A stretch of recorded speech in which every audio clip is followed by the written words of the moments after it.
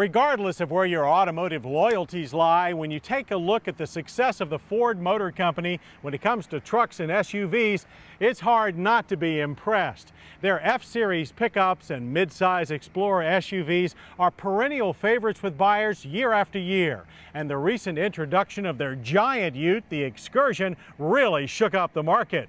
But what about the emerging market for small SUVs? Why has the #1 name in truck not yet fielded a cute ute?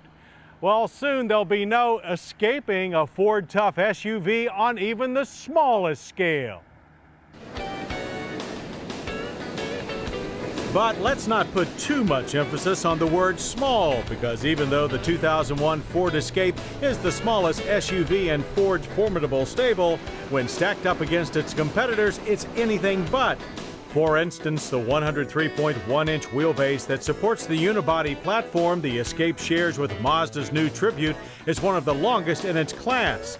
And at the back, the cargo bay, while not quite as deep as the larger Explorers, is just as wide and slightly taller.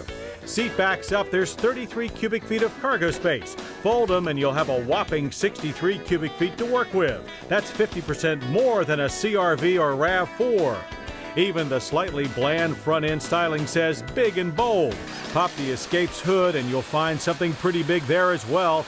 Our XLT tester came with the Taurus's aluminum 3-liter double overhead cam 24-valve Duratec V6. This muscular motor delivers a class-best 200 horsepower.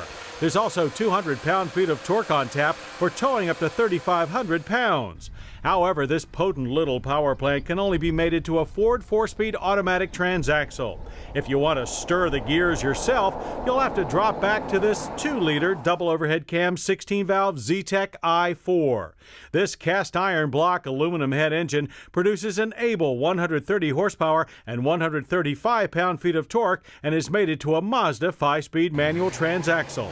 With the V6 automatic combo, we posted 0 to 60 times of 8.5 seconds and quarter-mile runs of 16.4 seconds at 87 miles per hour.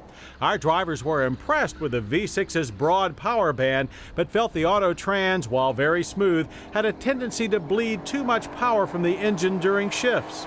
Runs through our low-speed slalom also revealed the Escape has some big SUV handling characteristics. The steering is nicely weighted and turn-ins are crisp, but like larger SUVs, understeer is predominant. And in keeping with its rugged image, the fully independent McPherson strut front and multi-link rear suspensions deliver a firmer, more truck-like ride than the more sedan-oriented calibration found on the Tribute. Braking numbers, however, are much better than the big boys, as the Escape's disc drum configuration brought us to a halt from 60 in a respectable 132 feet. Our tester had standard ABS and electronic brake force distribution, which are optional on the base XLS. Do yourself a favor and make them standard on your list.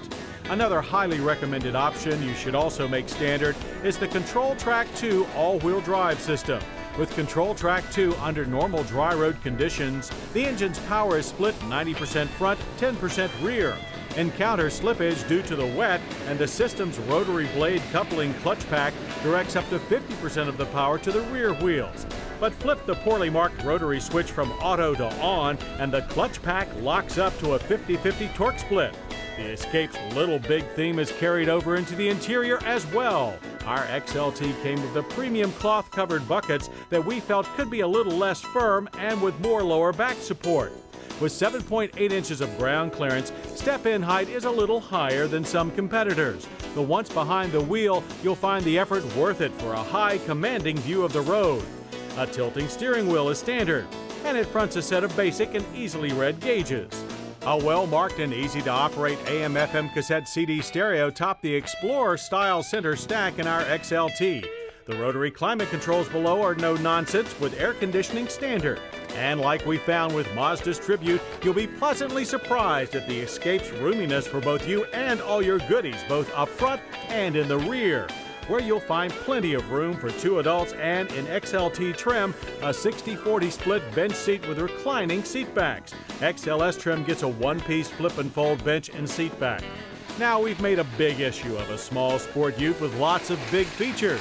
But one feature that's not so big is the price. base price on an Escape 4x2 XLS is $18,160.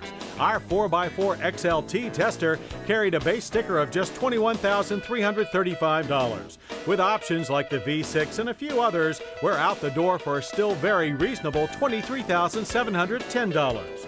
With its roomy interior, strong V6 engine, and swaggering demeanor, Ford has shown it's capable of packing a big punch into a smaller Sport Ute package.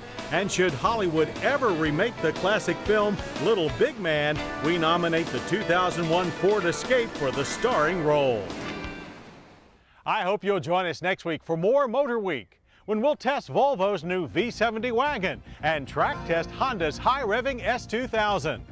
I'm John Davis. We'll see you then. To learn more about Motorweek, television's original automotive magazine, visit us online at pbs.org or America Online keyword PBS. Motorweek has been brought to you by Priceline.